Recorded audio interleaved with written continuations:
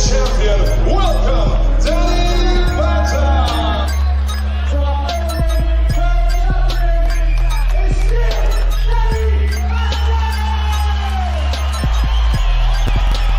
Number one.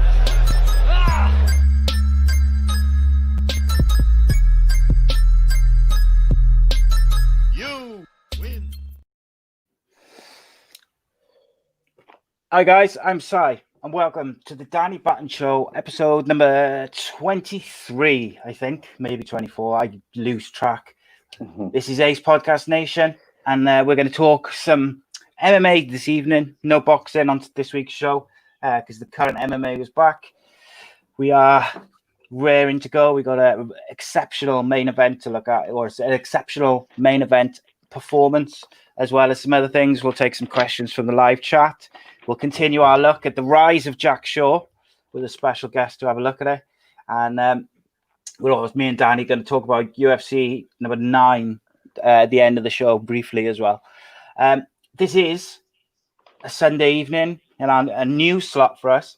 And it's also the 2 days left for me of my 17-inch long hair, because as of Tuesday, it's been cut off and donated to the Little Princesses Trust, which make wigs for kids and people up to the age of 27, I think it is, who've lost their hair through cancer treatments or other illnesses. And I'm also raising money for Minds charity, who's a mental health charity who help people with mental health issues. And so if anyone would like to donate, the links are on my profile, on the podcast profile as well. And I said, silly that I did. I said that for every 50 quid that we raised, that I would make a really ridiculous video of me utilizing my long hair, which I did. So the first one came out yesterday, I think it was. And there's another one coming out tomorrow. And I think we're on about 200 quid now. So if we get to 250, I'll do another one. But that closes on Tuesday. Of course, we got all sorts of shows, podcasts, interviews on anything from combat sports to football to music, films. We got a lot of good shows coming this week.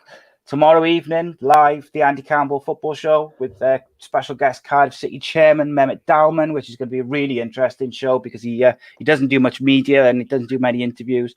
So we're going to talk to him about the ongoing situation in the world of sport and football, how Cardiff are dealing with it. The Emiliano Sala tragedy, the book about it, and some other bits and pieces.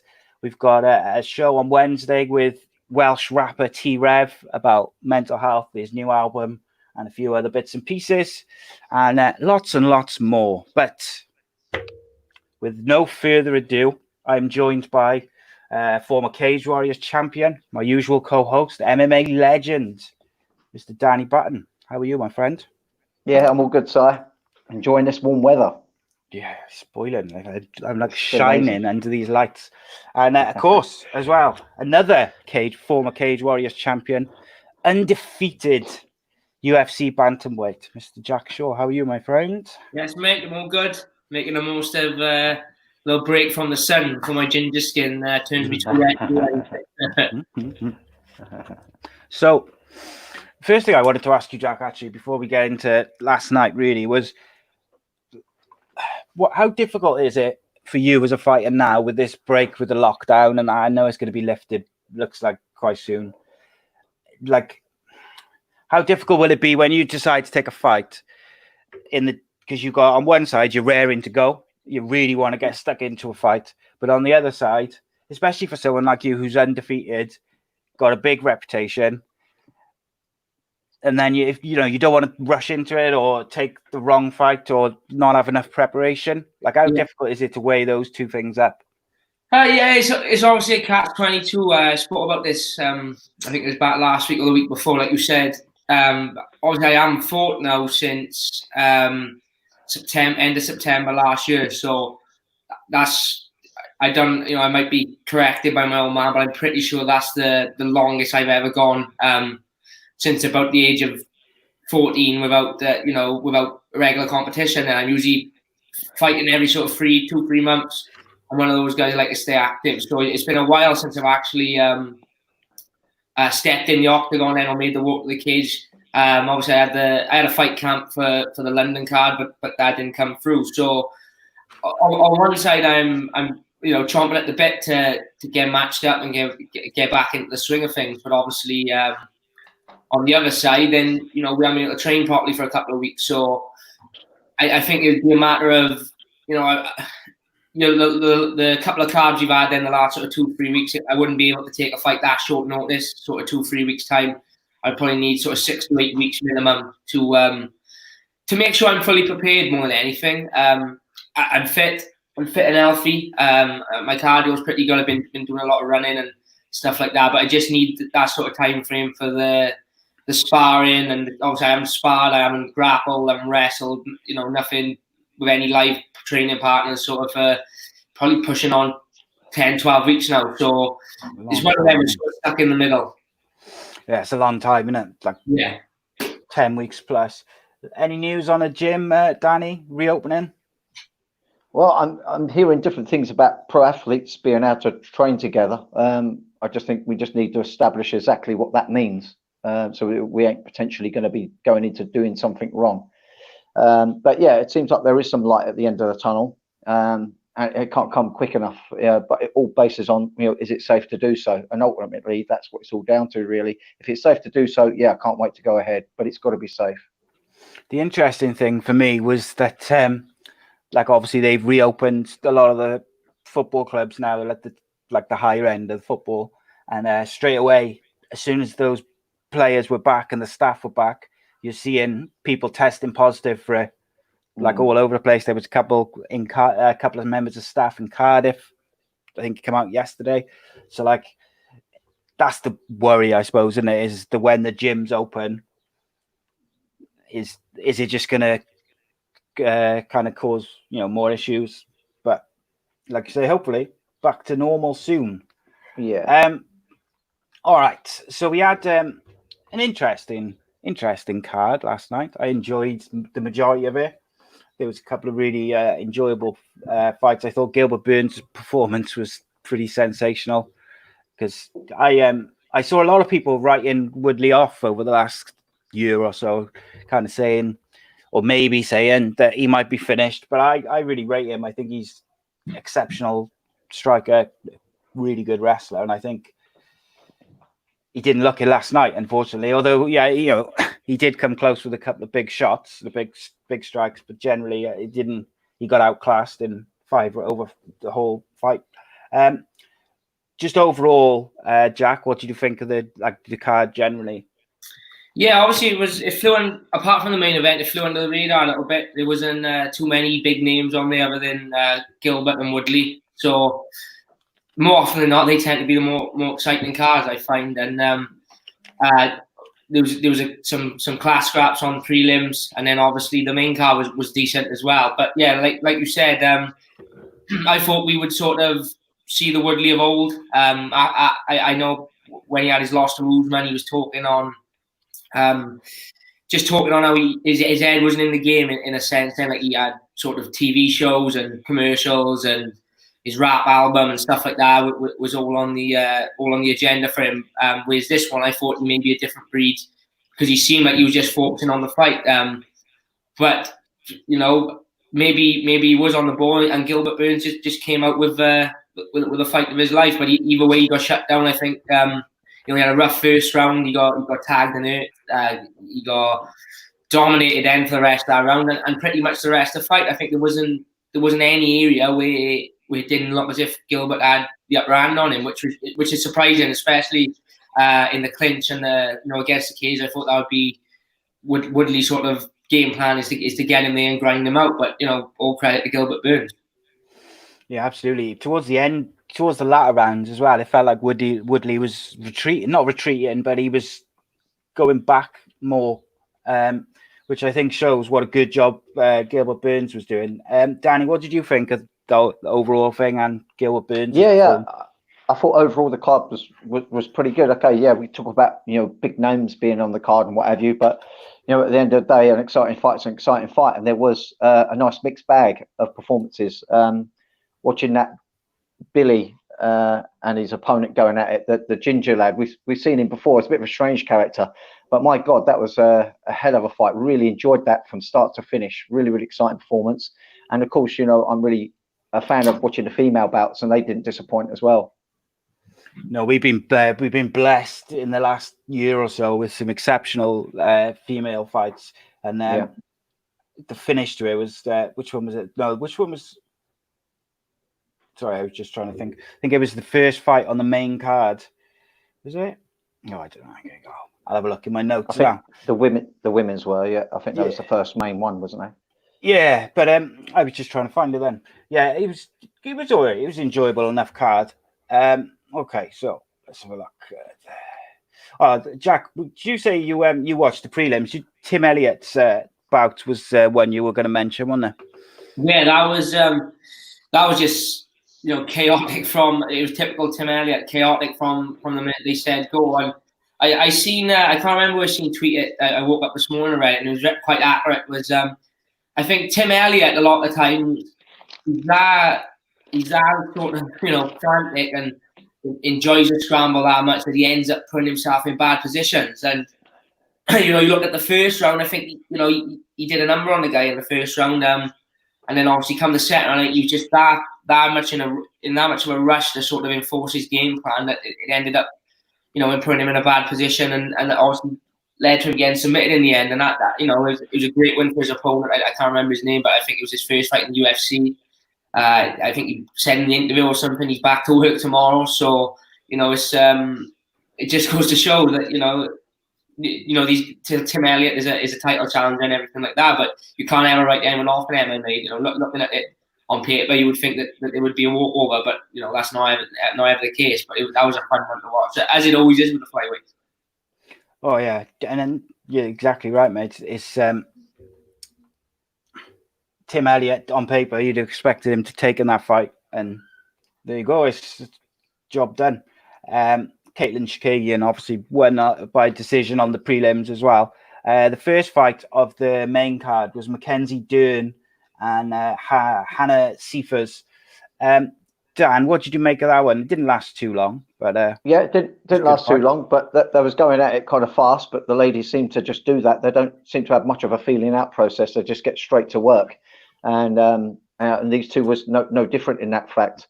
It did. Sivers was actually impressing me with her striking, but Dern, we know, is ultimately a grappler. That's where she was going to want to take it to try to get the win. Looked like she was going to struggle getting her there, but the way things worked out, she ended up getting into that leg lock situation, and from there, Sivers looked a little bit lost. She didn't do really the correct thing. She was being quite crude in her approach to try and pull out, but already the hip line was above that knee and got that belly down knee bar.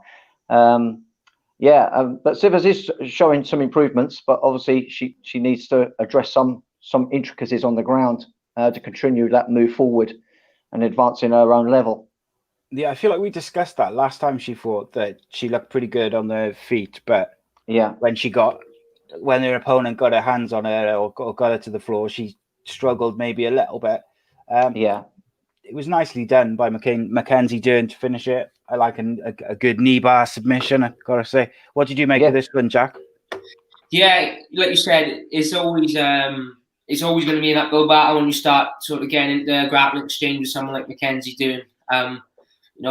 She got a really good name in the grappling world before she even crossed over to MMA. So anyone fighting her needs to sort of keep it on the feet and hope to win it there. Was it her first fight back since having a kid as well, I think? I think it was, yeah. Yeah, so I know she's had issues with the weight cut and stuff like that in the past, but she looked like she made the weight quite easily. She looked in probably the leanest we've seen her. So like you said, they came out frantic like the women always tend to do. But as soon as it hit the ground, there's always going to be a tough game then against someone with that sort of grappling experience and that sort of level technique.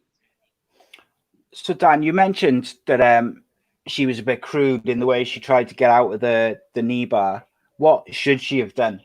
Well, she shouldn't have been put in the knee bar, basically. Before then, she just tried to turn and run, but she did it. She was on her knees. She wasn't in a stood position. She should have been pushing that leg linkage down below her knee to then be able to kick out, but she didn't. She sort of tried to crawl out, and that enabled her to switch her hips over on top of the leg and then go belly down on the knee.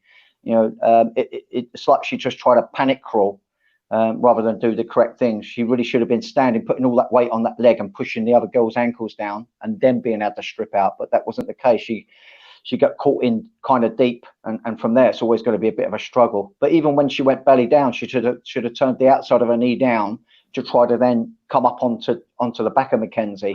But she let that leg go completely bolt out straight. And once you've got a bit of torque and a bit of pressure down on that knee, you can't kind of like get the turn in that's needed.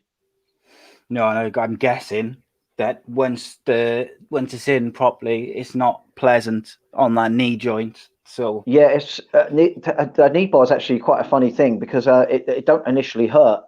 Sometimes it's a case that you're getting in a knee bar, you kind of tough it out. It's only when you go to stand and you notice there's no stability in your knee that something's been done, or it can just go with a bang. So yeah, knee bars are a bit of a funny one, really. But I think Sivers knew best to just tap and go again for another fight without a rehabilitation of a nasty injury. I take it that she was okay. She stood up okay afterwards. So hopefully we'll see Sivers again. I think she is a good fighter. I just think she has a few issues to still be addressed. She is making improvements. Let's just hope she makes more of those improvements on the ground. Indeed. So Gaz just asked, has Jack ever won with a knee bar? No, I'm trying to think. Not an MMA fight. My sort of grappling, I'm not a big sort of leg locker myself. I just sort of know enough fundamentals and enough sort of scenarios that I can keep myself safe. Then if I get into a sort of heel or knee bar exchange of an high level grappler, I'm more obviously top game, top pressure, ground and pound.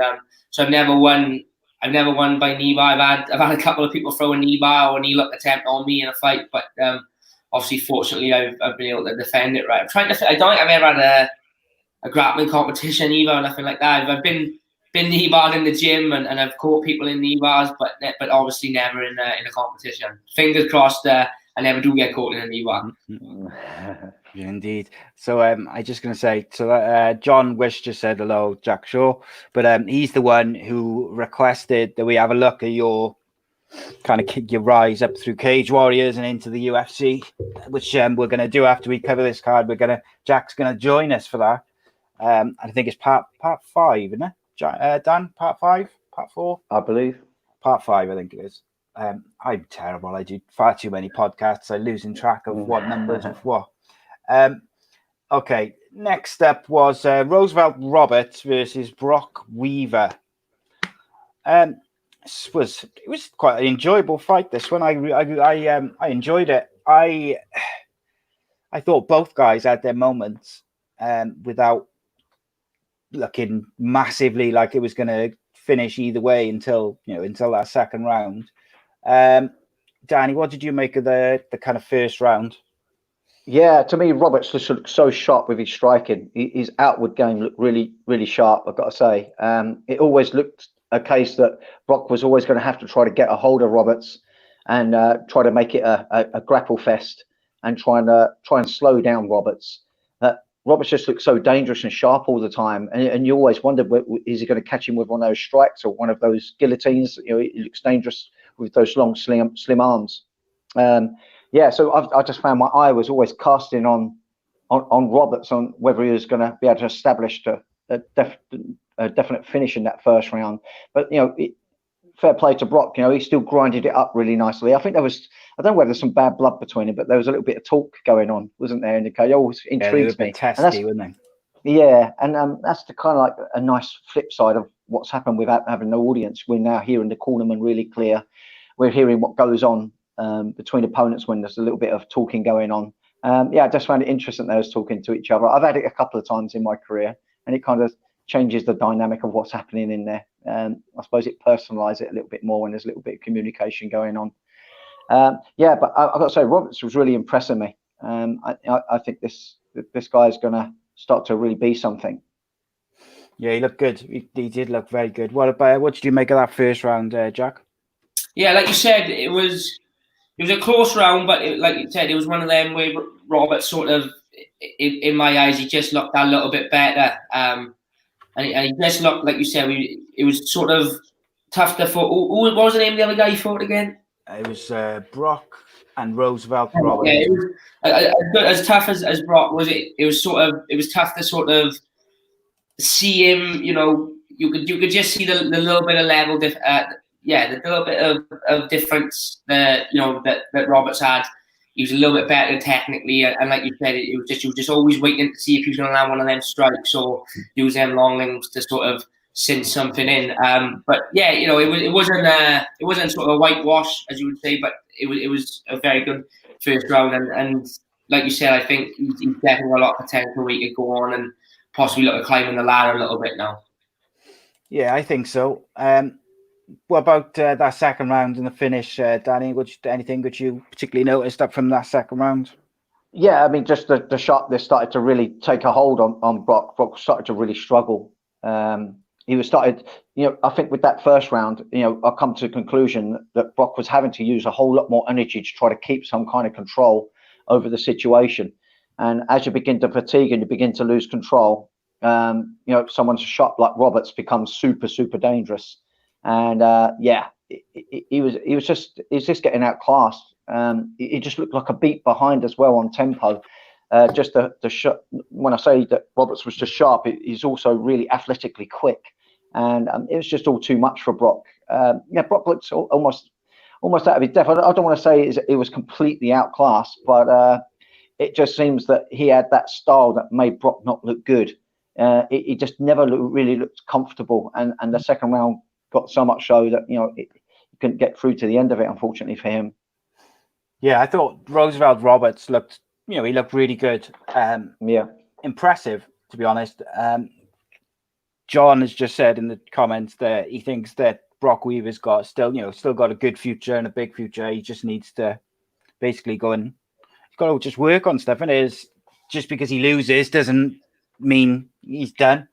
But I think there was enough going on in that fight from Roosevelt Roberts was dominant enough that you could. If you're Brock Weaver, you've got a lot to go away and just work on and focus on, I suppose. Yeah. I think it'd be good to see Brock maybe learn some some little flamboyant tricks, just so he can get his opponents guessing a little bit. Especially if he faces someone like Roberts again, he needs to trick his way into that clinch, whereas it just looks so obvious when he wanted to get Roberts up against the fence.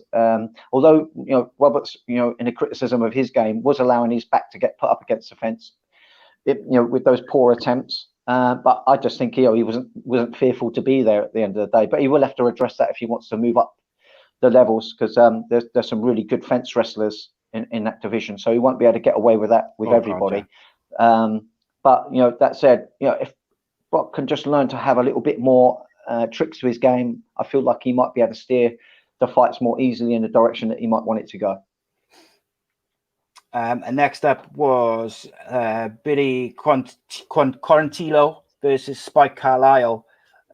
This one got off to a wild start. And to be fair to Billy Quarantillo, he said beforehand that he was going to go hell for leather straight off, and he did. He stuck to his words. Jack, what did you make of this one? Yeah, it was just chaotic from the sort of opening bell. Is this Spike is the guy with the cornrows? I think was he? Yeah. He comes out. I seen his last fight, and I'm sure I think it was DC said. I think he said that he's a one-round fighter in the sense he comes out to put you away in the first round. If it goes past the first round, the tide's going to start to turn. But you'll do well to survive the first round, and that's exactly what happened. He came out like a bulldozer in the first round. Physically and athletically, he looked so much stronger than his opponent. But Billy, in all fairness to him, you could see he was comfortable even when he sort of had his back up against the wall. He was in some bad spots. He got reversed. He had like the back at one point. He got reversed, quite easily. So a lot of fighters were sort of being disheartened there and maybe look for a way out. But you could see that he knew the longer he was in the fight, the better chance he had of turning it round. And ultimately, I think that's the route they went down. Spike was never really out of the fight, but you could see definitely starting to get a little bit tired, a little bit more less explosive as the fight went on. But the grappling exchanges, Spike could have the back, and you think, right, this is it now. He's got it locked down nice, and then they reverse, and then Billy would end up on the back, and then they'd be back on the feet, and then even I think it was the last 10 seconds of the second or the third round where they just hands on their waist and just throwing alpha lever. It literally could have gone either way, even up until that from the first minute to the 15th minute, you didn't know who was going to win. Any one of them could have pulled up the finish at any time. It was that close on the scorecards. I want to have been a judge for it, but I don't think any of their stocks would go down. Even Spike, despite the loss after a fight like that. That was the type of fight Dana White loves to watch. Exciting, and you could sort of feel the tenseness of how back and forth was, despite there not being a crowd there. With no atmosphere even. It was on edge of seat stuff. So I'm looking forward to see what's next for the pair of them, because, like I said, despite the loss, I don't think that there'll be any less people watching last fight when it comes to his next fight either. No, definitely. His stock would have risen, if anything, just by the way he fought.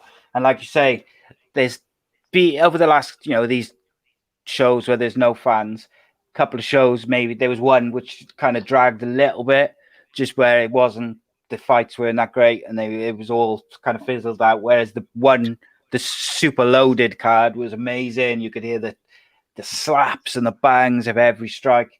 And this was like that. It was really enjoyable. And even without the fans, there was still this tense atmosphere. And so just quickly, Jack, do you remember who you gave each round to for that one? Just what I'd be interested to see. I give Spike the first round. I give Billy the third round. The second was a real toss-up. I think Spike came out and started really strong. Then he started to sway back toward the other guy. Then he did a reversal and looked strong again. But ultimately, I think Spike was doing a lot of the work in the second round. But obviously, the work doesn't account for much on the scorecards unless you can make it significant. So he had a takedown, I believe, at one point, but did nothing with it. And the guy got back up with a reversal at one point.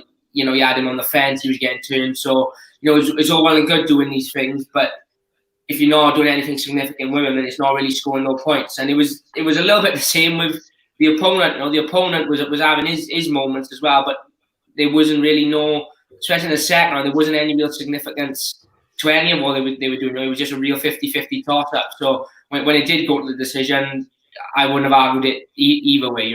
If they'd give it to Spike Carlisle, and I wouldn't have thought that was a robbery. No. So there was one part of the second round, I think it was right towards the end, where Carlisle kind of scrambled to his feet, and then Quarantillo attacked him with some knee strikes, and he took down Carlisle took down Quarantillo, and then he caught him in a guillotine choke, and then he transitioned into an armbar, and it was like real back and forth, enjoyable stuff, even whether it was on the feet and it was the striking or the grappling exchanges was superb. Dan, I'm assuming you enjoyed this one because you love a bit of high-class grappling, don't you? Yeah, I did really love it. I just think Spike was just not strategizing for the 3 rounds intelligently. I think that he is stronger than Billy. I think he's got the skills to match him, if not outmatch him. But he just was blowing so much energy out on some of these exchanges that I just feel like if he just settled with the top position and played it a little safer, I think he would have coasted through and had energy for all 3 rounds. I actually gave Spike the first 2 rounds and gave Billy the third. So I was a little surprised with the decision myself. But, like Jack says, it can be seen so many ways. Depends how you look at each of those rounds. But I just felt like Spike, had his back. He was on top, I would say, most of the time. But having that back position, Billy had to try to stack up, and then he got sprawled out. I just think that Spike was showing more dominance in that second round, and that's why I edged it for him there. But he did make his mistakes, but I just felt like he just did the better work overall. That's just how I saw it. So I gave the first 2 to Spike Carlisle, and the second one, the third one rather, to Billy Quarantillo. So I gave it to Spike as well. But like you both said, it's not like I feel like there was like this massive injustice or it was robbed. It was so close. And you don't mind those, do you? When when it's that close and you've seen a real good fight, and it could literally go either way, it's not so bad if the decision doesn't go the way that you think, because it's, ultimately it's subjective to a certain extent. So yeah, good fight. I reckon that gets fight of the night. Or I haven't seen the list, so I don't know if it did. I'll have a look now. I would say so. If I had to pick, I haven't seen your fit, but I would say fight of the night, just because of how frantic it was. Like Danny said, Spike. To be honest, he was a little bit too hectic for his own good. I think if he had slowed it down a little bit, clamped down on position a little bit more, then he probably would have walked a comfortable decision. But because he was just so, reckless, it did layer Billy into the fight a little bit, which may have been what the judges was looking at in the sense of the second round. So I think looking back, you'd probably regret not clamping his position in a little bit. Do you think that's up to? This would be interesting now with one fighter and one coach on the show. But do you think that is up to the coach to rein him in a bit, Jack?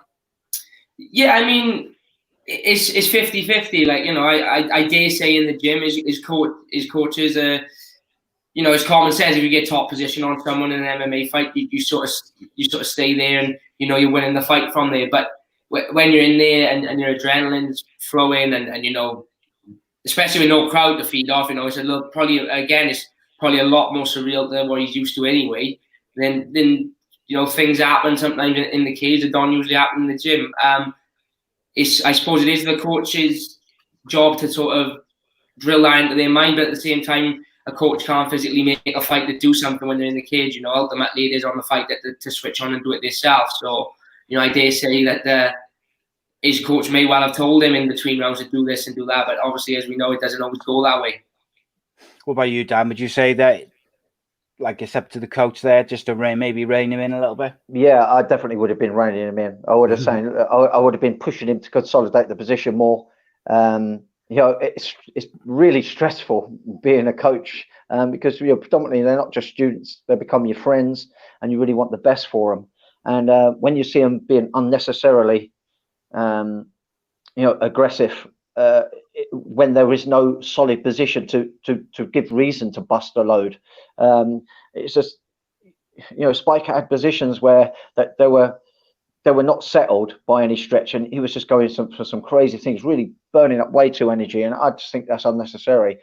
Don't get me wrong, I think a fight should be made to be exciting. I've already said before, I think it's good to make an exciting fight because at the end of the day, you're an entertainer as well as trying to get wins on your record. You've got to make it entertaining to a point.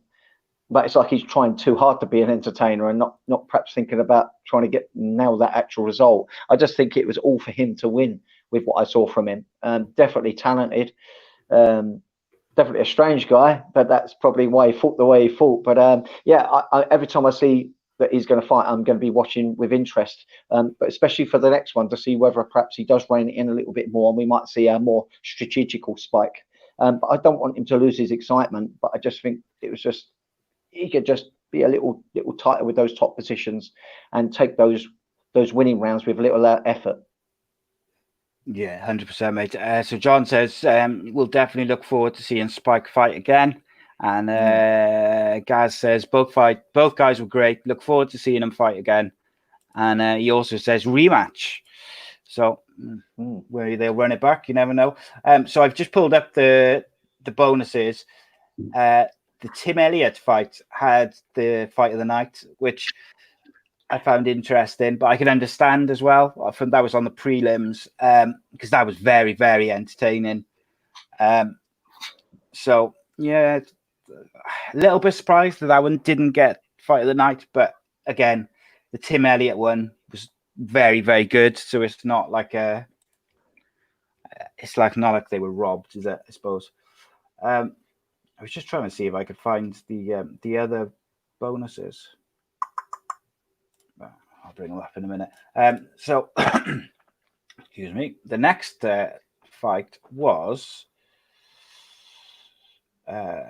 Blagoy Ivanov versus Augusto Sakai. Danny, what did you make of this sort of first round of this one? Yeah. This was an interesting bout for me because the body compositions were so so largely different. You've got the Shortwasaki Ivanov, who comes in, mainly using his hands and his wrestling. He's got really good wrestling as well. And Sakai, we know he's got good stand up. And initially, this was a case for me that you had Ivanov trying to use the hands and clinch up and try to get it to the ground, and you had Sakai, looking more diverse with his striking. Looking to be more of a kickboxer. He started using those leg kicks, and those leg kicks started hitting home early. I do think that Sakai could perhaps have made an easier night of it by focusing on those legs a little bit more once he saw that the leg kicks were bothering him. I was kind of surprised that he didn't focus on that a little bit more. But we're not in there at the end of the day. When you've got someone like Ivanov throwing those really strong-looking cross hands of his, maybe you're not too keen on overdoing your leg kicks just in case one gets caught and you receive one of those hard cross hands of his. But it was a good round. I just feel like Sakai was just being more diverse, and I think that was posing problems for Ivanov. He had to keep working hard to get inside. Okay, so did you give that first round to Sakai then, did you? Yeah. Okay. Jack, what did you make of that first round? And who did you give it to as well?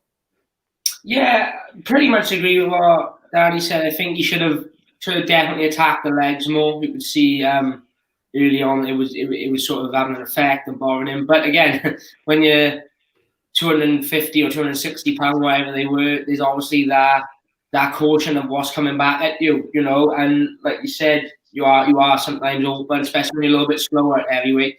You are sometimes open to then counter shots when you're throwing your kicks. But to be honest, I couldn't call the first round. It was touch and go either way. It was another one. Seemed to be the story of the night. There was a lot of close rounds in the fights that, depending on what you're looking at as a judge, could give it either way. But definitely things both of them could have done better in my opinion. It wasn't. When you get an heavyweight fight on the card, a lot of time you think, it's just sort of you kill as here we go. We should see a bit of a barn burner here, as and take one shot at heavyweight. But I think this one didn't live up to the hype a little bit. Yeah, there was a couple of big. I think it was. I get my memory's terrible. Was it Ivanov who took a couple of big shots right on the side of his head and the chin later in the fight, and he just kind of shrugged them off and smirked as. Yeah, it took him well. Yeah, different breeds than heavyweights, isn't they? Different. Oh God, yeah, they're big boys, these two as well. What about you, Dan? Then second round. Yeah, second round. I just felt it was similar to the first, but Sakai to me started fermenting the fact that he was not just working hands, he was working the kicks. He started switching those low leg kicks up to the body as well. A couple of really nice sounding ones. He was really generating a lot of power in those kicks. But Ivanov is, true warrior. He did keep pressing forward, but he was really trying to establish his hands. And I just felt like, as much as he did have successes, he wasn't having success regularly enough with those hands. And whenever a round's really close for me, particularly when it's on the feet, I normally find I steer towards the person who was trying to work all the aspects of their striking, their knees, elbows, kicks. When there's someone's being one-dimensional and just using their hands, I initially end up voting against them in close rounds. Because I think it's important that when you're an MMAist, you're a real advocate of all the arts. And so I think you should be within a round. If you really want to push a close round to be yours, I think you should be pushing all aspects: punching, kicking, kneeing, shooting for the wrestle. And maybe if you get some ground exchanges, make sure you're the one on top when that happens. And that's why I was edging these really for Sakai. I just felt like he was coming with more tools. Okay.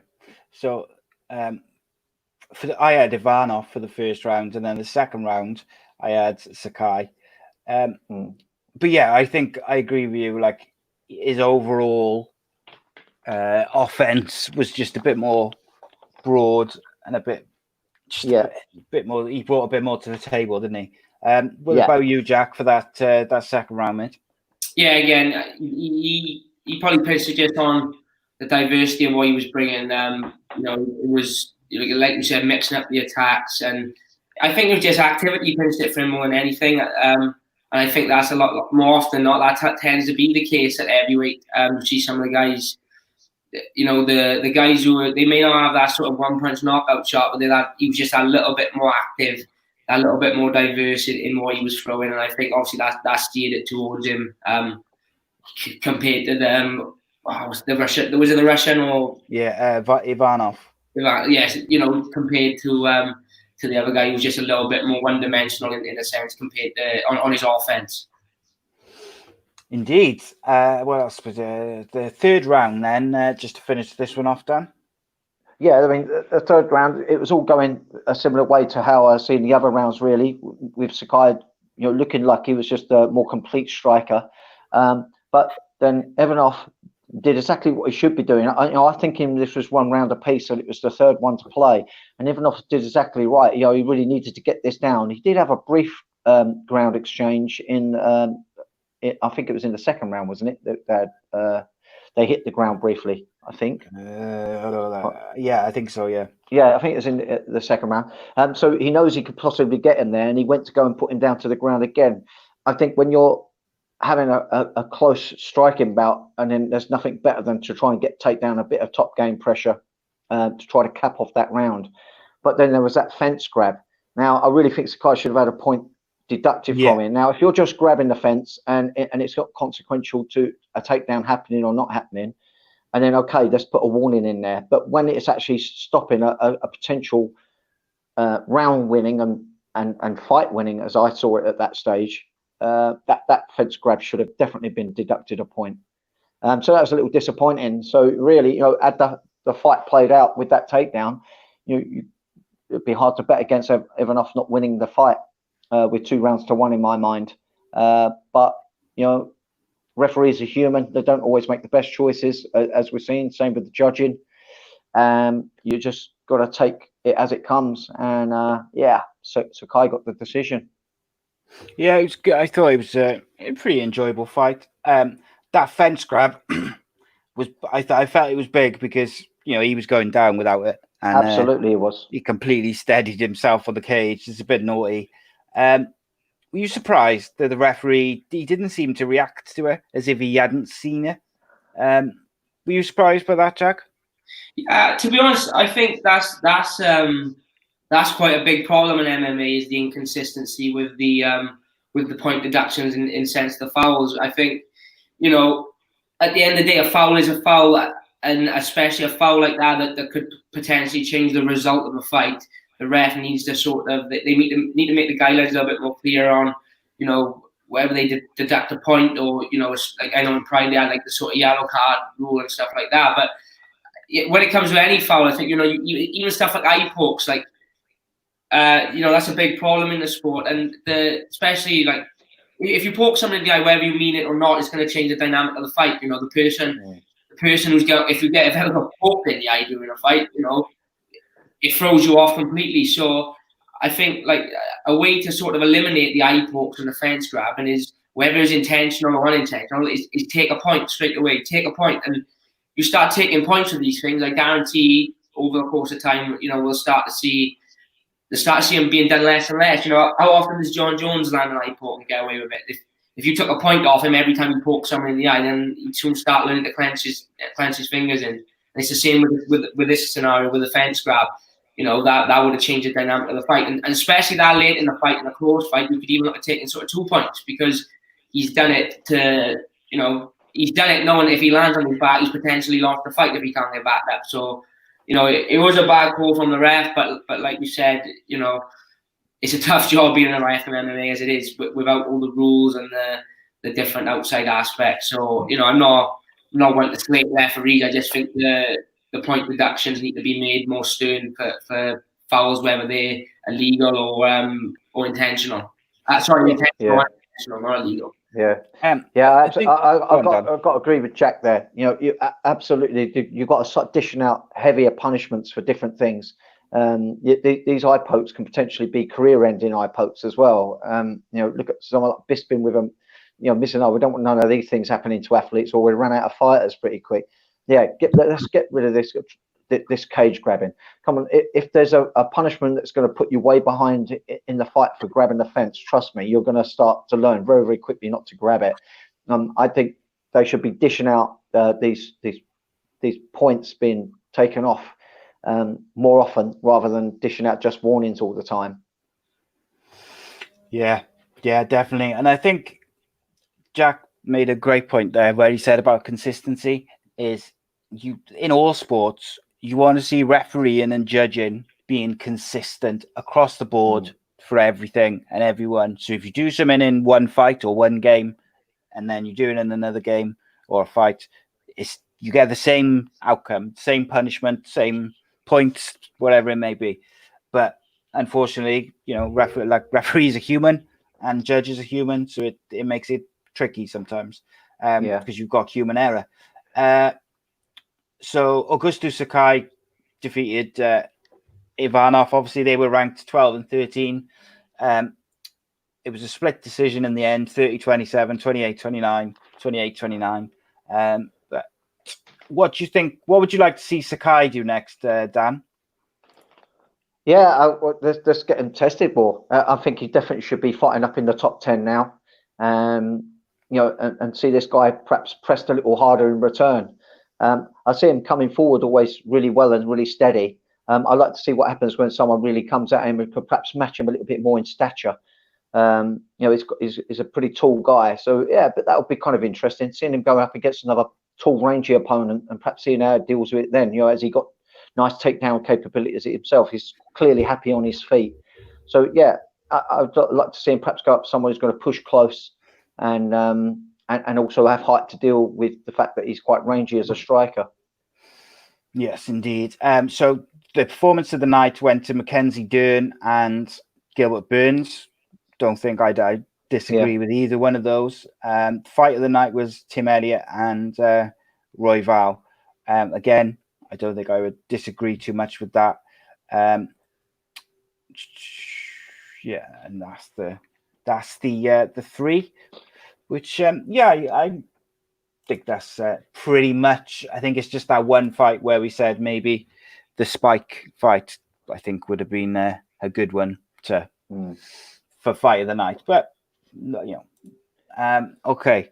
Oh, we got another MMA fighter in the chat on Facebook. It's one of Danny's lads. Oh, that's Jordan. Yeah, I'm not going to pronounce his nickname because his surname. Yeah, because he's got me to practice it because he knows I always muck it up, and so I had a little practice run. So yeah, Vucanic. There you go. So just you normally go by fighters on their first name, Dan, don't you? Just when we're talking. Yeah, it's easier. Yeah, it's easier. But Jordan's coming on actually for an unscripted and uncensored soon, and someone else who did an unscripted and uncensored was Mr. Jack Shaw, way back when, before the lockdown business, which you can check out on the YouTube channel, and I think I'm going to put it on Facebook this week as well, so you can have a look there. And Danny obviously did it before the Danny Batten show was born. And Jordan says you still got it wrong. You still said his name wrong. Damn. Okay. I'll have to practice more. I'm terrible. But so you're just as bad as me, so I'm pleased to say that much. So I don't know what you mean. I get all these names correct. But what I found funny about that is that I was like, wasn't sure how to say it, and you jumped straight in and was like, no, this is how you say it, and you got it wrong. Yeah, shame on me. Okay, so performance of the night: Gilbert Burns faced off against Tyrone Woodley, and Tyrone Woodley ranked number 1. Gilbert Burns has been on a tear since going up a weight division. And I got to say, I thought he was pretty sensational last night. I really do. Thought he was exceptional. Jack, what did you make of we'll do round by round just briefly, but what did you think of the first round and who did you give it to? Yeah, well, it'd be tough for anyone to sort of score that round to Woodley. To be honest, he came out Gilbert and he just started perfect. If you watch Woodley's fight against Usman, you see straight away Usman's game plan was to back him up, and obviously, that's where he did a lot of his damage with his shots, his takedowns, and obviously they come from the same camp, Usman and Burns. So I would imagine that Usman has had a lot of tips and a lot of things to say, as well as the coaches who were preparing Gilbert have obviously prepared for this opponent before.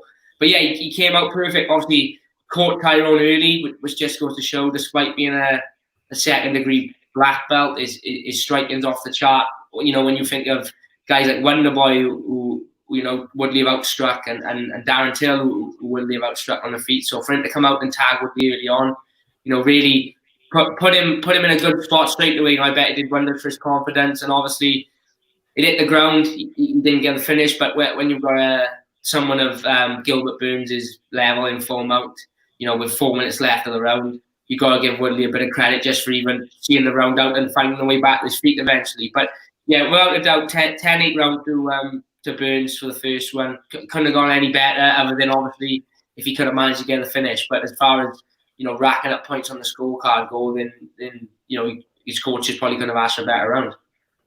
Yeah, I think as soon as he got that early takedown, he really, you could see he relaxed straight away. His confidence was up then, and he never looked back, never looked in trouble throughout the fight.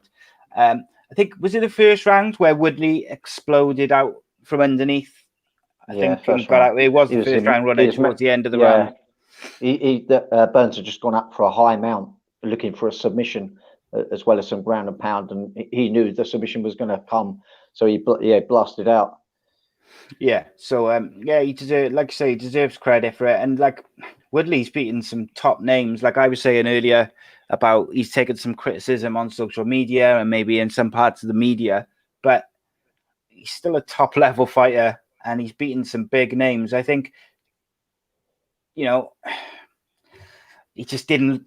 I don't know what it is. Like, would you say that he looked kind of under the weather or not up to it in this fight, or do we just give all the credit to Gilbert Burns? Was just sensational. I don't know which way I fall, or whether it was a bit in between. So just before I talk to you, Dan, about the first round, Jack, what do you think about that? Would you give all the credit to Gilbert Burns, or do you think maybe Woodley had a bit of an off night as well?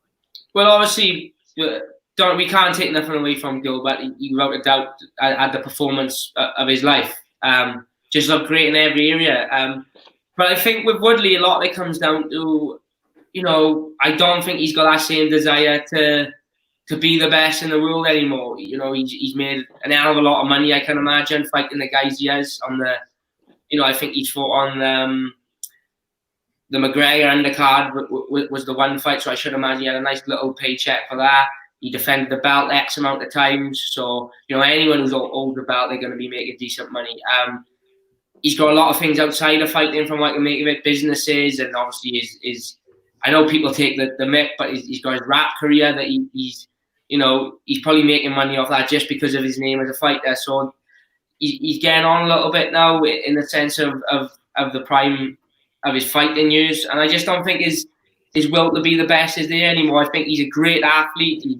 You know, genetically, he's probably one of the best genetically in the division, but I just don't think as a fighter, you know, he's got that same desire and to grind like he used to anymore. You know, you look back 2 fights ago, they were talking about him as potentially the best welterweight there's ever been, and then he took the loss to Usman, and there was a lot of questions, would he come back as the old Woodley? And, you know, he didn't look like the old Woodley last night, but I know, again, a lot of that could just be down to how good Gilbert Burns was, and it was a bit of like a passing of the torch, I think. You know, you got Woodley was the ex-champion coming down, and Gilbert Burns is the new breed, you know, found his new weight division at welterweight, not killing himself to make weight. He's obviously turned into a welterweight the size of him. And I think Woodley's coming down like this and Burns is going up, and they're just sort of passing in the middle. So it was 50-50, I think. Yeah, I think I just had a look to see how old Tyron Woodley was, and he's my age. So, you know, you're right there. He's going to be probably, you know, on his way out, not necessarily after this fight, but he's certainly in the tail end of his career. Right, Dan, what did you make of that first round? And then I'll tell you what, you can take us into the second round then as well, mate. It couldn't have started any better for Burns. I know Burns is really explosive, but sometimes he could be a little bit, too crazy and get himself too excited, and sometimes, get himself looking tired. But, he did start erratic, and I was thinking, oh no, he's going to do it again. But he got some successes with that erratic, with that in boxing. It's uppercuts that knocked Woodley down and got him cut. And obviously his ground second to none. I mean, he mounted Woodley quite easy. He was there for quite some time. I would have perhaps liked to have seen Gilbert try to be more just brutal from that mount position, but maybe because he knows that he's busted too much energy in the past and got himself a little tired at times, that he did reserve back. And I've got to agree with Jack really. I think Woodley, it no longer looks like he's acting like he's the predator sort of thing. He's not hunting. It looks like he's just trying to get through a fight. It's almost like he's willing to take the win if just one of his shots land because someone tries to engage with him. It's like he's waiting for that power shot. But that's like Jack Shaw saying, "Okay, look, Jack, I want you to go in and win this fight, but only by an armbar." Well, what about when a guillotine comes up, or or a knockout potentiality comes up, and you can't limit yourself? And it just seems like he's just sitting, waiting. You don't want to work hard for the win. He just wants those wins to come towards him rather than him going towards the win. So I was a little bit disappointed. But remember last week when we was doing our predictions, and I said I thought Gilbert was going to win, partly because I just don't think Woodley wants or needs it. I wouldn't be surprised if we hear of a retirement perhaps coming up. I'm really not too sure what his reasons for staying in there are, but I think he'll certainly be perhaps questioning his reasons for competing anymore with performances like this. But again, we mustn't take away from Gilbert with it all. It's an incredible performance. He looks really hungry. I've got to say, with him coming up to this weight, he didn't look like the smaller man. He looks nice and strong at the weight, nice and sharp. The thing what impressed me with Gilbert though was that his combinations were really short. He didn't overdo his combinations because that would have opened up the opportunity for a one-hand knockout from Woodley. I think he was coming in with those little 2s and 3s and made it so that Woodley couldn't settle his timing at all. Do you feel like maybe it's a confidence thing as well that he's looking for? He seems to be looking for that big shot, like all the time almost. Whereas back when he fought Wonderboy in those fights, it was if those shots weren't there, he was going for takedowns or he was looking for other forms of offense. Whereas now he feels like he is literally just waiting for that big right overhand rather than maybe mixing it up a bit and setting it up or, doing little feints and stuff, trying to set the big shot up. He just seems to be literally waiting for it. Do you think that's a confidence thing maybe, Jack? I'm not sure if it's a confidence thing, but I think sometimes, you got Woodley, who's this big explosive athlete, so he knows now he's got that capability of the one-punch knockout. He's done it multiple times before, and I think sometimes you can fall in love with that a little bit too much. You can rely on that a little bit too much rather than, he's a very decorated wrestler. Physically, he's very strong, and you can see that by looking at him. And he's very explosive in the sense of he can, change his angle or explode forward very fast. But I just don't think we've seen that from him at all in his last 2 fights. He's just like you said, he's backing up and waiting for that big shot. And, if I had to fight Woodley then, if I was a welterweight and I watched the Usman fight, I would do exactly what Burns did. When he's backed up, I wouldn't give him that chance to explode. Like you said, keep nice short combos, staying tight. But sometimes, fighters, they get those big one-punch, and you can fall in love with that and rely on it, And it is a good thing in a sense because he could be, 4.5 rounds down and pull that out last round and starts the guy with one punch. But that's not the way to go about it. And I don't think that's the way he would go about it if he was a young guy coming up through the ranks, He's at the stage now where, like you said, he's a little bit older. He's been there, seen it, done it. And perhaps now in his head, he's thinking, well, I'll just rely on that shot rather than, grind out an hard-fought win. But I'm not sure if he's sort of mentally lacking. I don't think that's the case. I just think it's the case of he's at that stage in his career now where, like you said, he's thinking, well, if I land the shot, great. Perhaps he's not prepared to go out there and grind and dog for 5 rounds like Gilbert did. Yeah, definitely. So I know you've got an interview after this, so we'll kind of just wrap up this now. So we had round. Did you give all the round? Did you give a whitewash to Burns, Dan, or did you give any rounds to Woodley at all? No, I think Burns won all the rounds. Same with you, Jack? Yeah, I give all the rounds to Burns and I give it 10-8 in the first round as well, just because how dominant he was, obviously, with the not just the knockdown, but the held the full mount for a good few minutes as well. Yeah. Damage there too. Yeah, I gave I it totally 10-8, agree. 10-8 in round 4 as well, actually. Just, I felt like he was just dominant all round. I thought that 5th round, like I gave them all to Burns. I felt Woodley did start to come out a little bit in the 5th round, looking for but again, he was so focused on trying to land that kind of one particular shot or like the right hand that I felt like he neglected maybe trying to catch Burns in another way in that, especially in the 5th round where he had to get some, he had to knock him out or finish him. I felt like Burns was expecting him to try and hit that right hand. So maybe there was an opportunity for him to try and do something different and catch Gilbert Burns by surprise. What do you think about that, Dan? Yeah, I mean, I think on one of the statistics for the round was that Gilbert Burns landed more significant strikes than Woodley landed strikes at all. That's right. And I think that will sum up the total look and impression of the fight. It was Gilbert Burns working hard, and Woodley sitting waiting for the money shot that never appeared. Indeed. Okay, so that was UFC Fight Night from Las Vegas. So it was pretty good show, pretty enjoyable. Some very good performances by the ladies, by Gilbert Burns. That obviously they had the good fight on the prelims with Tim Elliott. We also had a really enjoyable fight in the middle of the main card. Okay, so just to in terms of enjoyment, Danny, how would you rate last night's card out of 10? Well, if we're going to do as 5 as an average, I enjoyed it. I think there was a couple of fights that were not just the main event that were really entertaining for me. So I'm going to go a 6.5. Yeah, I think. What about you, Jack? Yeah, I give it a 6. There was the main event was good. There was some good fights on the end of the card, but there was also a couple that was just sort of not going through the motions. But there was there was a couple on there that was your standard 3-round decision or your really I'll go 6. Yeah, I think I'm about 6.5, about there. The good stuff was good, and then the rest of it was maybe not so good, or not so enjoyable, and not necessarily not good. So now we're going to talk about part 5 of our look into Rise of Jack Shore. So basically, one of our viewers, who I think was in the live chat earlier, he probably still is now, Johnny Wish, he asked us if because we've been doing retro reviews of different UFC and boxing and different events from over the years.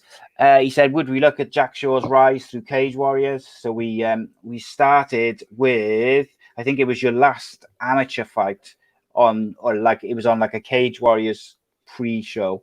I've forgotten the name of the guy you fought now. Simon. But, that's it. Simon, the name which I can't pronounce. Maximovich. That's the one, yeah. I only know that because he actually joined no gym. Okay. That's the only reason I know. Otherwise, I would be the same. I've just known him as Simon. Yeah, but we started with that, and we've been working our way through. So this week we are on Cage Warriors 83 versus Conman Dare. Is it Dare or Dare? I'm not 100% sure. Yeah. But, okay. Also, guys, Jack's going to be leaving us in about 5 minutes. So if you've got any questions for him, get them in super quick. Okay, so Jack, what's your kind of memories of this fight? And also, if you rewatched it, like looking at it, what did you take from it? Yeah, this fight was quite a special one to me, to be honest. I was 4-0 coming into the fight. And Day was, I believe he was 9-3 at the time. I think he was on a 6-fight win streak. And I think you'd beaten some good guys up until that point. You had a good win against a Liverpool lad.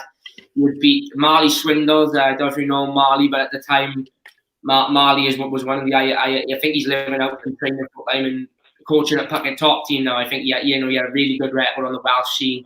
He fought on Bama, he fought on Cage Warriors, he was right up there. Day coming in, Day obviously was very dangerous opponent. It was not a short notice fight then, but it didn't get matched until sort of 4 weeks before the date. And a lot of people have written me off, like they have a couple of times before, just because oh, he's too experienced. At the time they were saying Jack's just a grappler. That he won't get calmed down.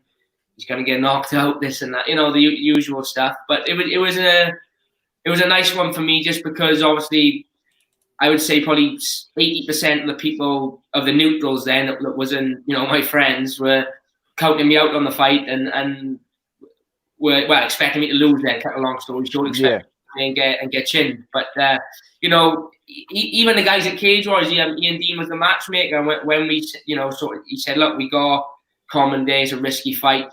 Obviously Graham manages me and was managing me at the time. Said, what do you think of it?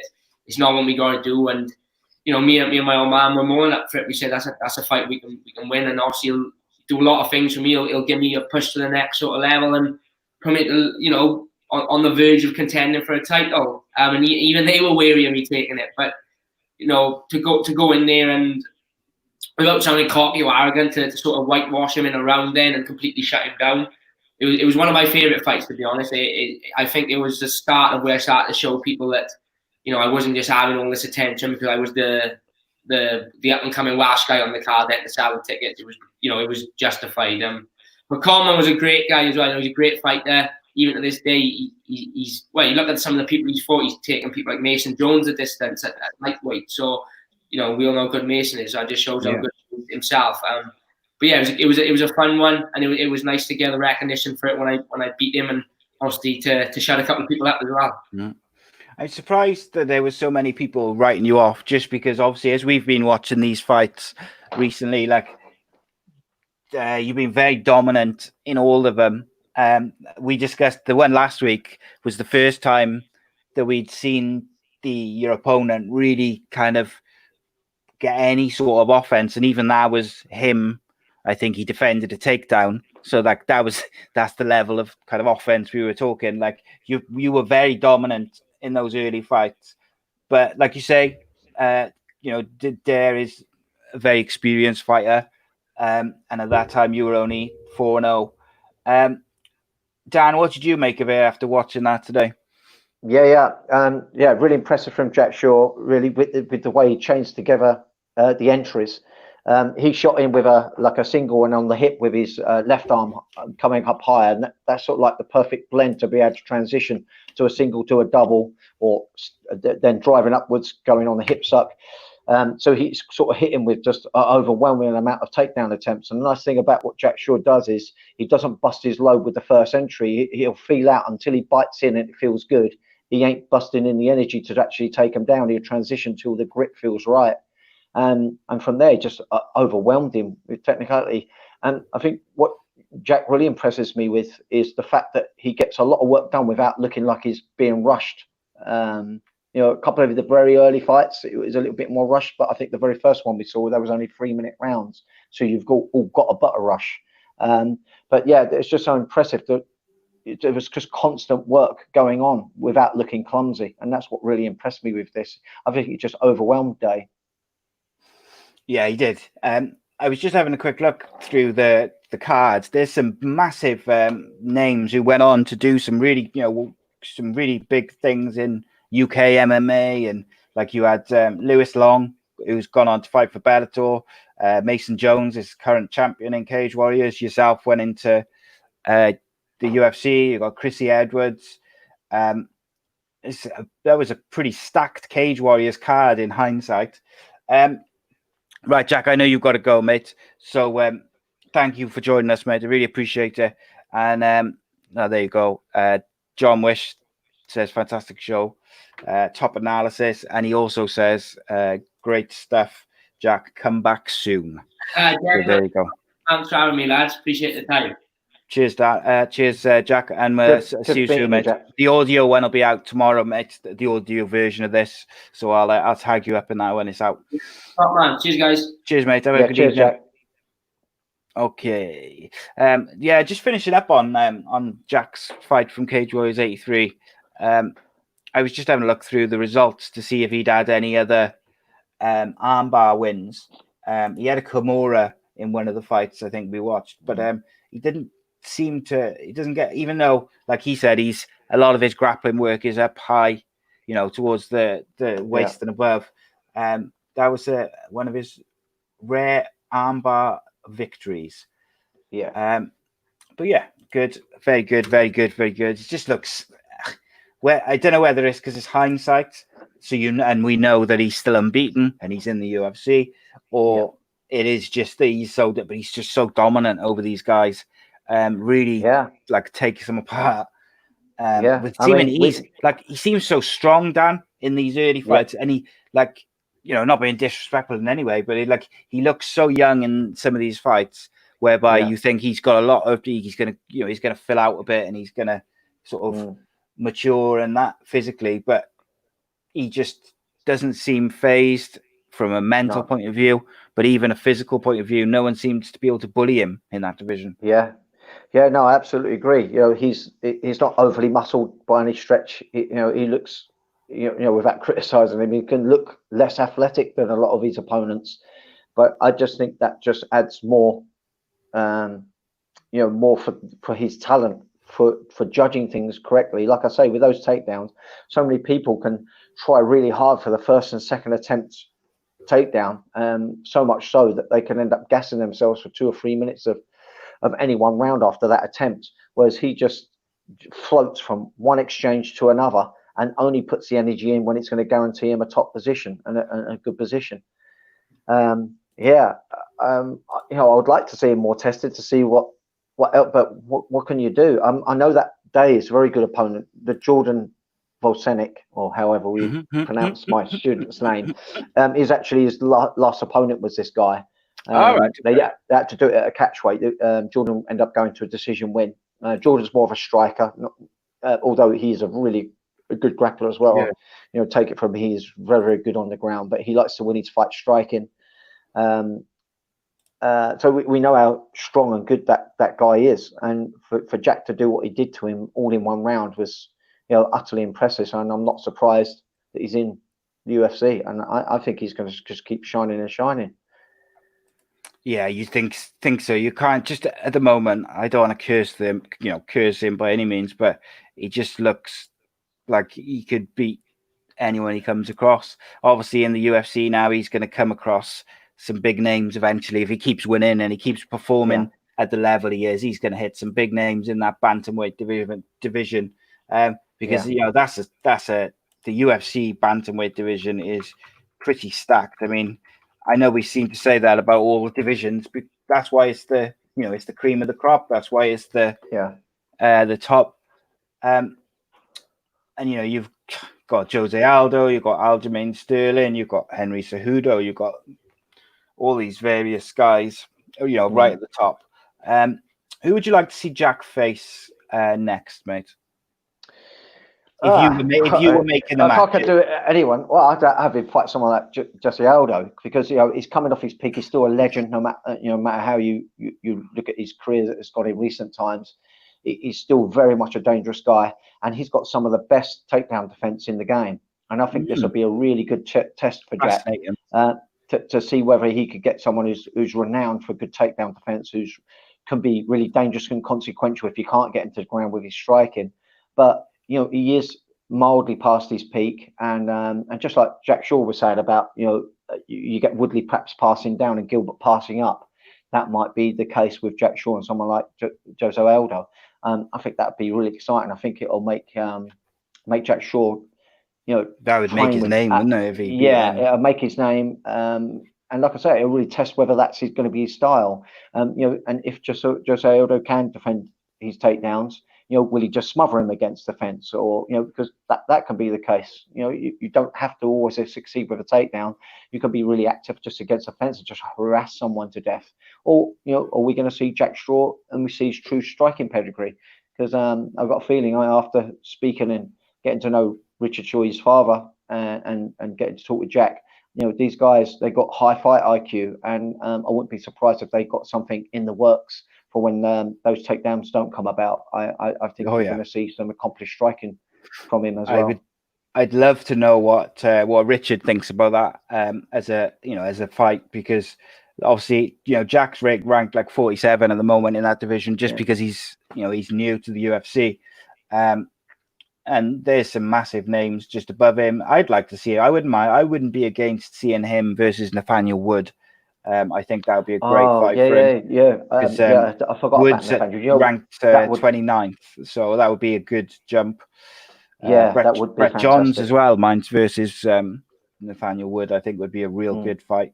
And then in your sort of ranked top 15s, you've got Uriah Faber. I think that would be a real good one. And then you've got your pick of, but there's a few guys I feel like, like Faber, John Dodson, Ricky Simon, maybe, who were on their way down, which I think they could be good opponents for Brett or for Jack Shaw. You've got Ray Borg, maybe Nathaniel Wood. I'm not sure it would be a good fight for Nathaniel Wood to face Jack Shaw, though, because I feel like it'd be a good fight. Yeah, it'd be a good stylistically, fight. You could hurt him. Would, it would be so good for him to fight that stylist. No, this time around. It would not. That'd be good for the fans. Oh yeah. Can you imagine that? Nathaniel Wood versus Jack Shaw in like Cardiff or like London would be electric as a main event on a British card. Johnny Wish says Aldo versus Shaw. Book it.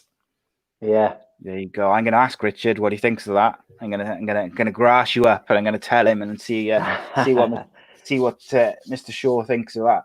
But I'd love to see that one day. But I think he's capable to beat him, and I do as well. That's the weird thing, isn't it? Yeah. Like you look at the rankings, and it'll put him high up on that payroll as well. It's going to make him worth a whole lot more. As they say, that would be a game changer. Yeah.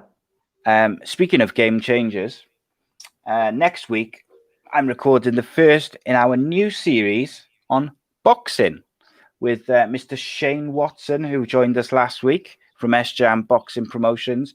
I cannot confirm the guest of the first show yet, but what I can tell you is that the guests on that show, on that series, will be sensational. They will be about as good as you're going to get for boxing guests on a podcast. And I'm excited. That's all I can say at the moment. But look out on our Facebook page, Twitter page, stuff like that. And have a look out for that. More top guests coming to ACE Podcast Nation. More new series coming to ACE Podcast Nation.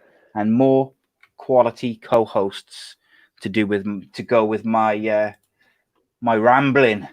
All right, then. So we'll finish this off. We'll have 10 minutes talking UFC 9, which one was this? This was who's the greatest fighter in the world, they tagged it as. And it was Motor City Madness. And this was the first one where they didn't do the tournament format. That's right. Yeah. So you had a card.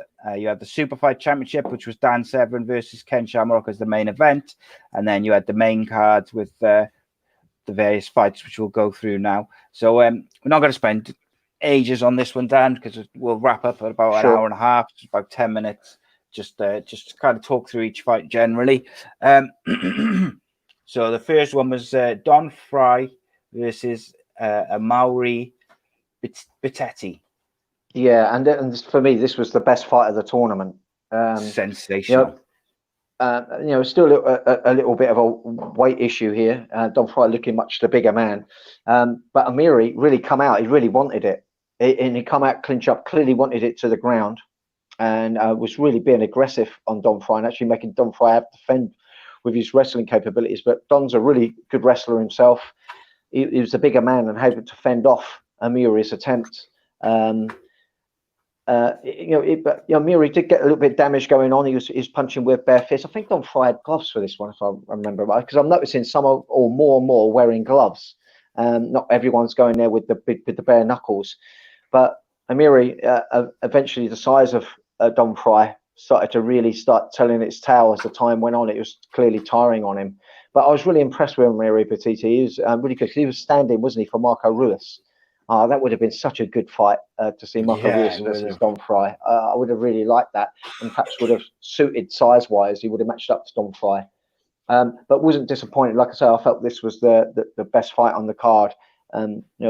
It was a really fast pace, but Batiti just didn't have the size to utilize any of his ground to any success with Don Fry. Don Fry used his wrestling really, really well to flatten out and stop Amuri's transitions, and just started grinding out those strikes to a stoppage.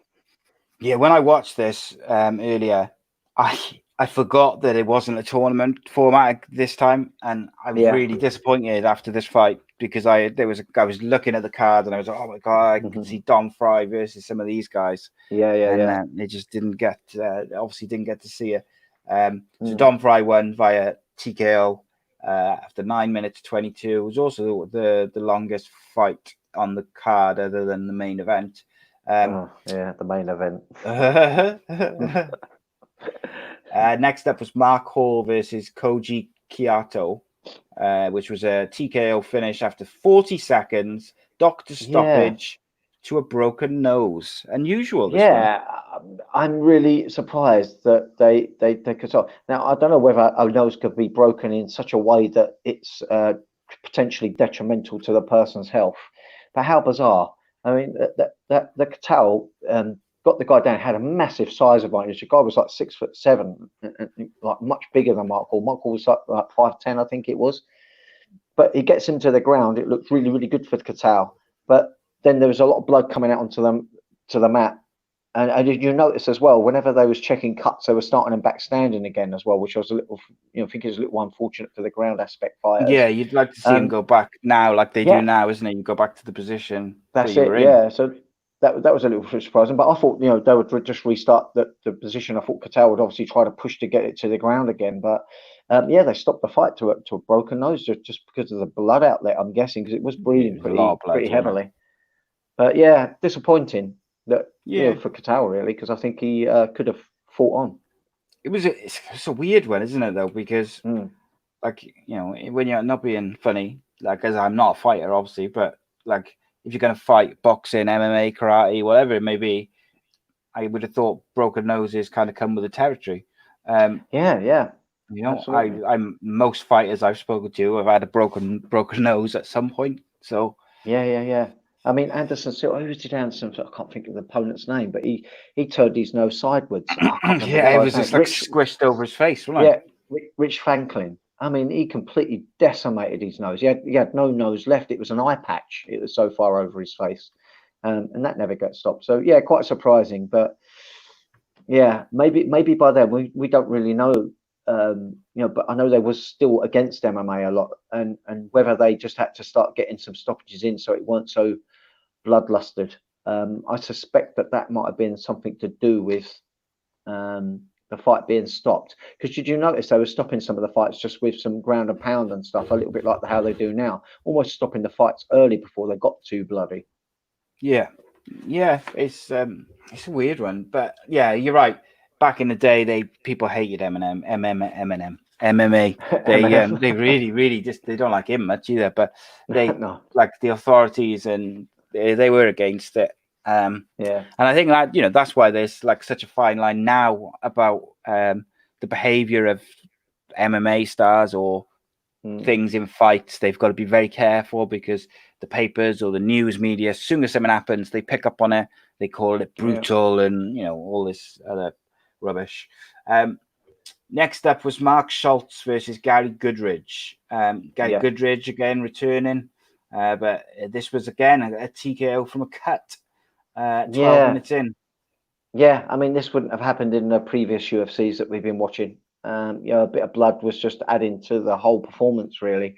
But Mark Schultz, it didn't last very long in the big scheme, or not much happened. Not that it didn't go on long, but not much really happened. Mark Schultz was getting Gary Goodridge down. The thing that was impressing me was he didn't even have to enter in with the hips. He was so strong in the upper body. He was shooting in on Goodridge. And Goodridge is a big, heavy guy and was literally taking him down, spinning him in the air at arm's stretch. Didn't even have to bring him close. So we know Gary Goodridge at that time was not the greatest wrestler in the world. So we knew that we were susceptible to being taken down. But the way Mark Schultz did it was really, really impressive. He really bowled him over each time. Kept getting this half guard top position and occasional side control and a little bit of mount as well. and was raining down those shots. And you're right, he got cut. Gary Goodridge got cut, and ref intervened, and it was a KO and TKO at 12-minute mark. Yes, indeed. Game over. Rafael Carino versus Matt Anderson. Carino won by a TKO punches this time after just over 5.5 minutes. And did you find this fight? Because I couldn't find it anywhere. So I didn't know. I couldn't find it. I couldn't find it on UFC Fight Pass. I tried to Google it and try and find it. I couldn't find it. I tried doing their individual names. I just could not find this fight anywhere. So I wonder whether it was like maybe a prelim or something that they didn't show on the main show. Maybe, I'm not sure. Okay. Rafael Carino won by TKO punches after 5.5 minutes. What I think if it's like the main event ended really quick, or any of the like a lot of the fights were ending quick, I think this was perhaps one to fill out the show to make up the time, just in case. Yeah, that's the only thing I could think of. Yeah, it could be, couldn't it? Like the equivalent of what they do with the alternates, because they don't show those, do they? So yeah, I suppose there's that aspect to it too. Yeah, to it too. Carl Worsham versus Zane Frazier, with Worsham picking up the win via TKO punches. 3 minutes and 14 seconds. Didn't last really long. This was kind of like a bit of a UFC fight that we saw of old, really. One guy clearly a striker, and the other guy trying to get it to the mat. Zane looked really, really tall, didn't he? He's like 6'5", and the other guy about 5'10", so a lot of height difference there. But initially when I was watching it, I was thinking, oh, crikey, Zane's gonna romp it. He looks, so superior in size to Carl Worsham, but Worsham got him down, got an advantageous position, and Zane tapped out before any damage can really be put on him. I just think he felt that he couldn't get up off his back, and decided to call it an early night and come away unscathed. Yeah, mate. He's a big boy. Is Zane, isn't it? The big one, wasn't he? Yeah. He's a big boy, and he got caught. And to be fair, I felt like his head went before they finished it. I thought probably 30 seconds before you could see he had gone, like wasn't interested in not necessarily defend himself, but you could see the belief being sucked out of him with every punch, I think is probably the best way to describe it. Yeah, but I was just sort of surprised, really, because we have seen like advancements in each UFC. They're becoming more educated. Like I say as well, some of them are choosing to wear gloves. They realise that obviously punching a skull with a bare hand with no wraps and no gloves is not good for the hands, and it's not so good for them. So I was seeing some things change, but that one was like a UFC of old.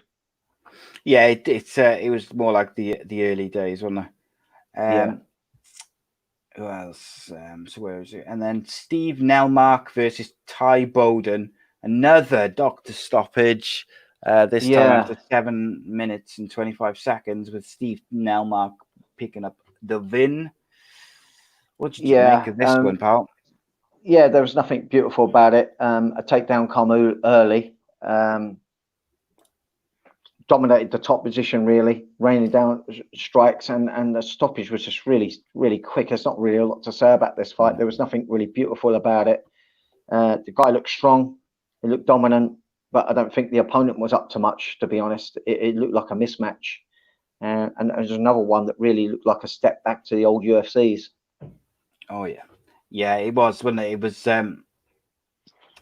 I think that's the best way I'd put it. It's like those early UFCs which we watched, which were just painful at points. Not necessarily from an excitement point of view, but from a technical point of view, they were not good. And I think UFC was still trying to find how it was gonna be heading in the future. Still. We obviously noticed that the referees were making these early stoppage decisions, whereas that wasn't happening before. You're getting people wearing the gloves. They started introducing rounds, and the super fights, they started introducing these overtime rounds. So they were still making changes and adapting to try to make it a viewer spectacle. to try to clean up its image as well, I think, a little bit, so that it didn't lose its position in whatever states that they were holding them in. Yeah, and obviously, as we've seen in the later years, they were going for having a TV shows as well as the pay-per-views, which they ultimately did. So it's it's not a massive surprise, is it, that they were trying to do things a certain way, bring in more regulations, and obviously they've brought in things like time limits. They brought in things like referee stoppages, and I think, not sure if they have in this, but they're bringing in rounds, and shortly, and they eventually move away from the tournament format as well, just to try and they're basically try to adapt to make it more mainstream, which I understand completely. I do think it's a massive shame that they moved away from the tournament format completely, because I feel like even now, like if you look at some of the Bellator tournaments, they can be very exciting. I do wish sometimes that they were closer together, the rounds and the weeks, but it's difficult, isn't it? Because fighters getting the crap beaten out of them don't want to fight the same day or the next day. Doing a tournament every now and then, I think, is a good thing. But you got to think it from a fighter's perspective. If you have a really hard first fight and you get through it, and your opponent's had an easy one, you might have normally been beaten that opponent had you been fresh. But if you go in there not fresh, you can get trounced. I mean, we do this in training. We call it a shark tank. Suddenly say, if you did it in BJJ terms, to make it a clearer point of what I'm trying to make it, that if you're a blue belt and you're up against a black belt, but the black belt's been in for 10 rounds against top level guys, and then you jump in on him with no rest period, suddenly that blue belt's going to perform a whole lot better than he would if he faced that black belt that's fresh. If you're tired, you think less clear, your fight IQ begins to drop off, and you make mistakes. You make mistakes. You make mistakes. You make bad decisions, and you just can't perform so well.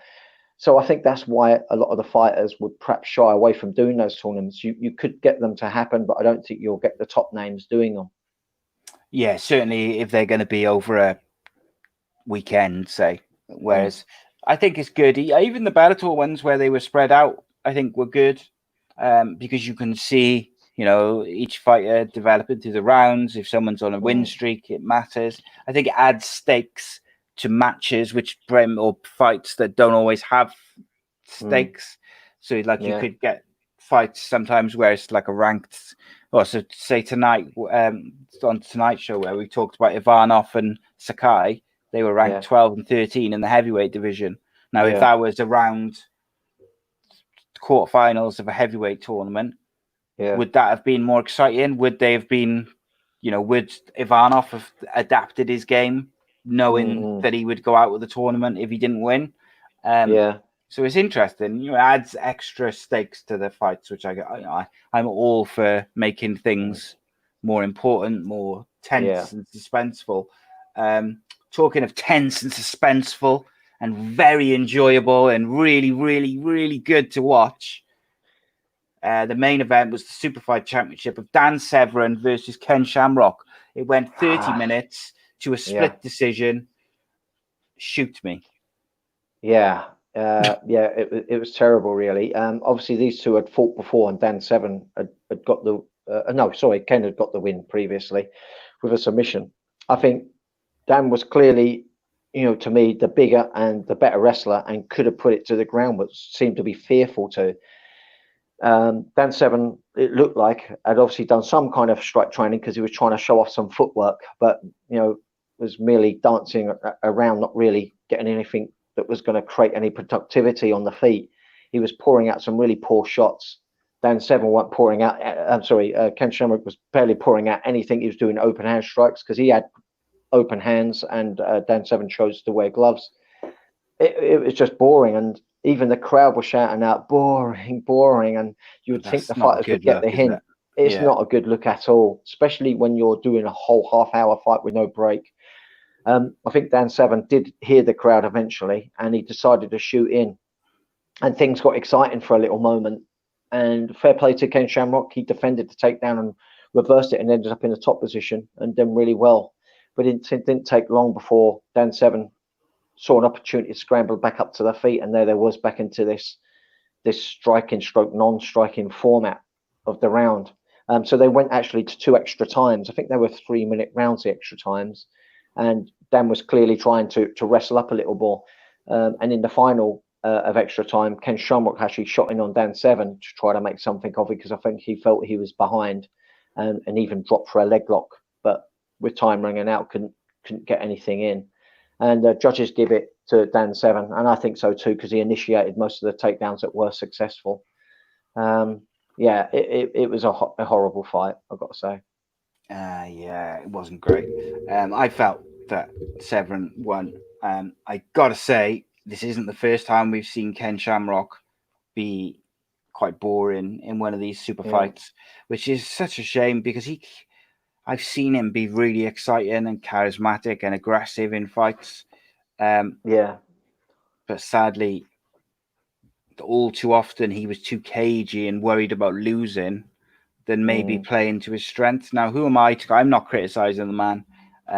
I just sometimes I think it's tricky to balance that not losing and going for the win. But I actually feel that Ken Shamrock was much better when he was aggressive, looking for a finish or a submission or whatever, than he was when he was just defending. Because we all know he's capable of defending, takedowns or grappling or whatever. But what we also know is he's very tough. He could take a shot. He's capable of finishing guys with his hands and with his submissions. So let's see that. Yeah. As well, after I saw this fight, when I was putting it in to try to look it up, I noticed that even someone wrote heavily about this in an MMA book, about it being the most boring MMA fight in the world. So, I think that summed it up completely. That was 36 minutes that no one would want to lose out of their lives to watch something like that. Yeah, I mean, just to be clear, I'm not criticizing Ken Shamrock too much. I'm just kind of saying that I prefer watching him fight. You might have him on the podcast one day. That's why you're. I'm trying. He's got a book. There's a book out written about him, which has just come out, and I am actually trying to get him on. So, yeah. Well, I've told you before. I met him. He's actually a really cool guy. Yeah. I have heard that. And I think you got to remember what fighters' mindsets were back then. Everything was still an unknown. Everyone was adapting and changing their skill set, and these two had fought each other before, and I think that's why they were both more cagey. They knew where each other was strong. Ken Shamrock probably didn't want to get taken down and mauled, so he was keeping his striking at bay, and Dan Severn didn't want to get submitted by shooting in and failing and getting caught up with chokes and leg locks that he knows Ken could go for. So they probably felt that they were both really big names back then and didn't want to lose face getting a loss to each other. So I think from a competitive, not that they didn't dislike each other there. I just think there was no love lost from a sporting point of view and competitive point of view. And I feel like that was maybe part of the reason why they were so cagey, because they neither wanted to lose to each other. And I feel like that's why we have got these boring fights between the two, because Ken Shamrock does not want to lose to Dan Severn and vice versa. But it is what it is. So that's it for today's show. That's I think we're back to recorded next week, most likely. But obviously keep an eye on our social media pages, and we'll update you with that. So facebook.com/ACEcast Nation. Twitter and Instagram is at ACEcast_nation. Please subscribe to the YouTube channel, which is youtube.com/Ace Podcast Nation. That's the best way to support the show and the channel. Also, if you're interested in sponsoring this show or any of our other series or the channel as a whole, there's an email address, which is you can either email Ace Network contact at gmail.com, or I've also they've got an email through Black Diamond Sports International, who represent us, because that's how things are going lately. They've been going very well, I must say. So I thank you all for the support, all for watching, downloading, and everything you do, getting involved in the shows. It really helps us grow. Spread the word, tell the people, and we'll be back next week. Check out live show tomorrow with Cardiff City Chairman Mehmet Dalman. That is going to be such an interesting show. He doesn't do interviews. He doesn't do media. He's agreed to come on because I know someone who knows him, and he's also agreed to answer questions about the Emiliano Sala book, the stuff around that, and obviously stuff around the football club, the current situation in the world, as well as any questions which come up in the live chat. It really will be a fascinating conversation. So join us tomorrow, 7:30 live on Facebook, Twitter, and YouTube. We've also got Welsh rapper T-Rev coming up on Wednesday. And if anyone would like to donate to my raising some money for Mind, I'd be eternally grateful. They do some fantastic work for people who are having mental health issues, particularly people who are having a crisis and are feeling sort of super suicidal. They do a lot of great work with them. I think we're up to about 220 odd quid at the moment. I would be ecstatic if we could reach 300 by Tuesday. I'd be so chuffed to be able to not only donate my hair to the Little Princesses Trust, but also donate some money to Mind. Would be amazing. Danny, you doing anything fun this week? Anything you want to talk about? Oh, not really. I'm not doing anything super special, but like I said, what I've just a been boring enjoying life you lead. Oh no, you know what? I've had such a busy life in my 46 years that trust me, any chance to sit down and enjoy the sun, I will. I'll take it, and that's really what I've been doing the last couple of days. Yes, that's it, mate. And I'm sure that you'll be back to the grind and the day-to-day hullabaloo before we know it. Yeah, as I say, I feel like there is light at the end of the tunnel. I'm getting whispers that things can start beginning to move to some kind of normality. I don't think things will be normal for a long, long time as they were before, but I certainly think things will be manageable in the very near future. Yes, indeedy. Okay, guys, thank you for watching. Thank you for everybody who's tuned in. I could see a couple of comments in there just saying great show, what a great show, great analysis, blah, blah, blah. I appreciate all the comments. I appreciate all the people. Thank you for tuning in. Thank you for everything. Thank you for all the shares. Can't do this without you guys. Check out Away Day Apparel, awaydayapparel.co.uk. Use the code AAPodcastNation, all in lowercase, to get 10% off. They are fantastic supporters of the show, and they always do their best to help us get our name out and stuff. So we appreciate them. And of course, thank you to Black Diamond Sports International, as I stall because I'm trying to find the video clip. So thank you to everyone. Cheers, Danny. I appreciate your time, mate. And, that's right. Thanks for everyone for watching. Defending champion, welcome, Danny